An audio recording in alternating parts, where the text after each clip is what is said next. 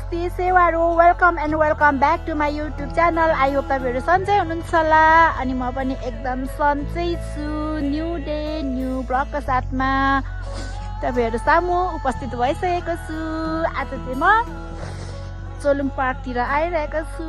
चोलुङ पार्कमा चाहिँ भर्खर पानी परेर रहिसकेको नि त अनि एकदमै सुहाना मौसम भइरहेको छ। मलाई जस्तै मौसमहरू चाहिँ एकदमै मनपर्छ। अनि त्यही भनेर अब इभिनिङ वाक पनि हुन्छ भनेर यसो घुम्न आएको। अब यहाँदेखि तल चोलुङ पार्कमा चाहिँ कस्तो कस्तो दृश्यहरू देखिँदो रहेछ बिस्तारी देखाउने छु। मोबाइल धेरै घुमायो कि क्या हो फिटिली आएको छ होला।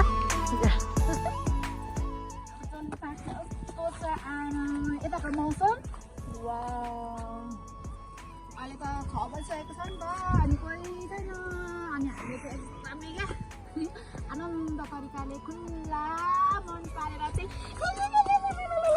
घुम्दा कसैले पनि देख्दैन थाहा पनि लाग्दैन। अनि थाहा छ यतातिर चाहिँ छ नि पहिला चाहिँ पुरा च्यान्डाला थियो क्या। यतातिर चाहिँ च्यान्डाला थियो बिस्तारै मान्छेको बस्ती बढेसँगै यसरी परिवर्तन भयो र चोलुङ पार्कको निर्माण भएको छ।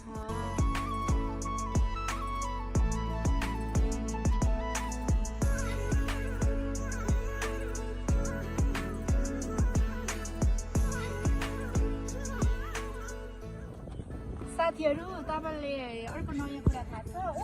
त्यो पोखरी देख्नु भएको छ नि त्यो पोखरीमा चाहिँ अब भर्खरै चाहिँ कमलको फुल पनि लगाएको छ अनि एकदमै अब कमलको फुल फुलिसके पछाडि झन् एकदमै राम्रो हुन्छ होला। अनि यहाँ तल देखाउनु त तलको त्यो गोलो त्यहाँ फेरि अर्कै नयाँ भवन बन्दैछ।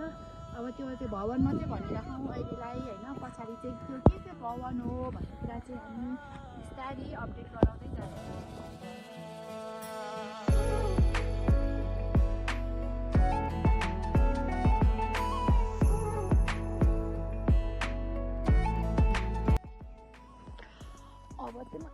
जानु पर्यो। यहाँको बाटोहरू चाहिँ यस्तो छ हेर्नु न। यो लाली गुराँसहरू रोपिदिएको छ है। अब पछाडि यो गुराँसहरू फुल्दाखेरि चाहिँ कति राम्रो देखिन्छ होला होइन।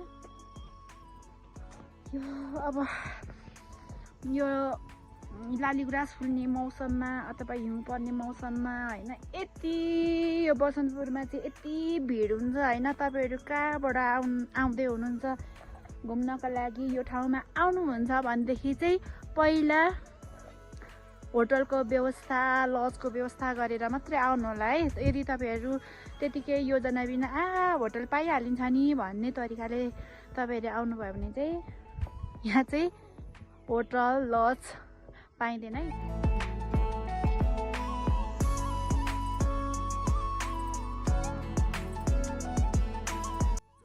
युमा सङ्ग्रहालय यो युमा सङ्ग्रहालय भनेको चाहिँ अब लिम्बूहरूको चाहिँ पुरानो संस्कृतिमा आधारित नयाँ चिजहरू देखिन्छ।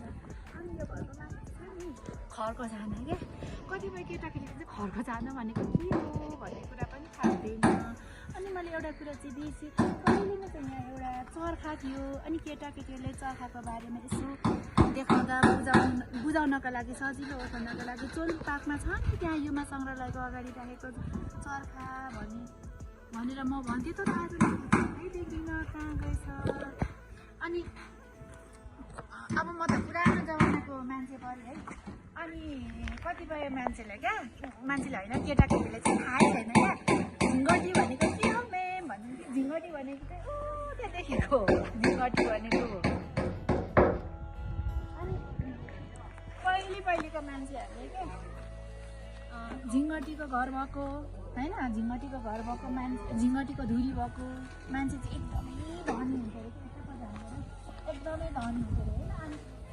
अनि झिङ्गटीको छाना भएको घर अनि त्यति मात्र कहाँ हो र झिङ्गटीको चाहिँ कुखुराको खोर पनि झिङ्गटीले नै छाएको छ भन्दाखेरि चाहिँ अहिले कस्तो धनी मानिन्थ्यो।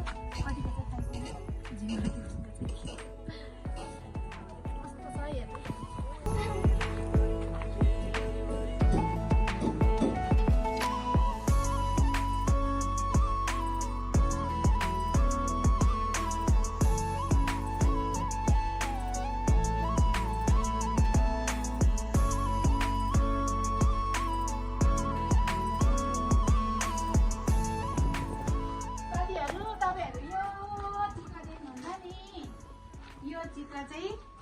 जर्मनको आर्टिस्ट आएर बनाउनु भएको क्या हेर्न कस्तो राम्रो बिचरा कहाँ जर्मनबाट चाहिँ खोजिकन आउनु भएको यो चाहिँ क्या चोनपाको सानो चिडियाखाना हो त्यहाँ के पाइँदो रहेछ हेरौँ है त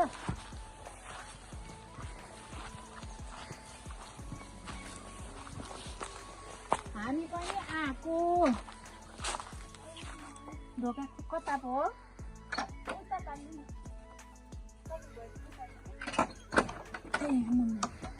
धेरै के छ हेरौँ ल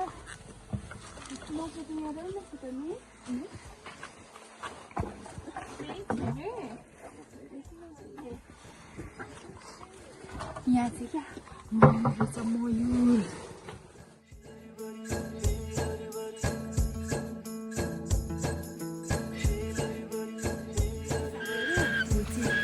सुन्नु न कस्तो डरलाग्दो आवाज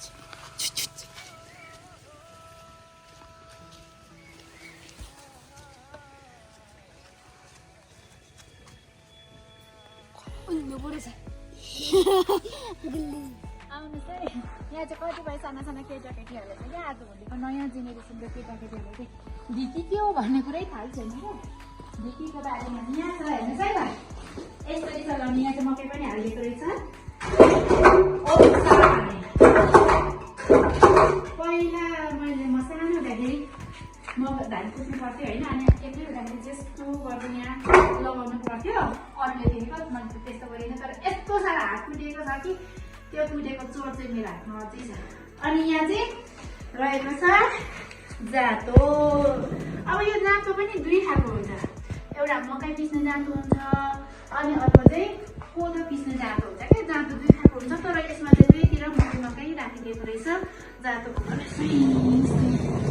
पहिले हाम्रो आमाहरूले भालीको पहिले बाँच्नै उठेर चाहिँ यसरी जातोमा पिसेर अनि भरे क्या खाना पकाएर कतिको कतिलाई पहिले साह्रो रहेछ कसैले एक्सर्साइज गर्न मन लाग्दाखेरि त बिहानै मकै ल्याएर पिस्यो भनेदेखि त उहाँहरूको पेट पनि घट्छ होला म त यस्तो गर्दाखेरि यस्तो जिउहरूलाई बनाएर त्यहाँ पेट पनि कस्तो एक पेटलाई नै एक्सर्साइज भएको जस्तै हुने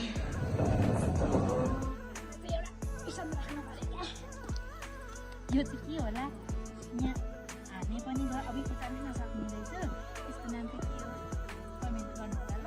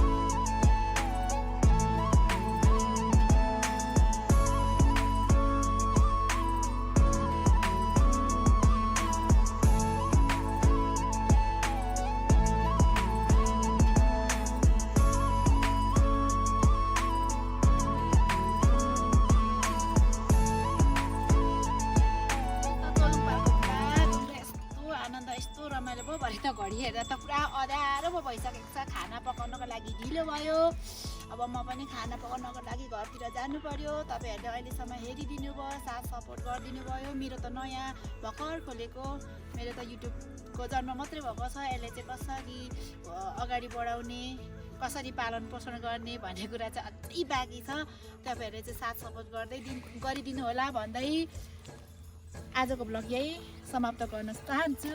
Thanks for watching.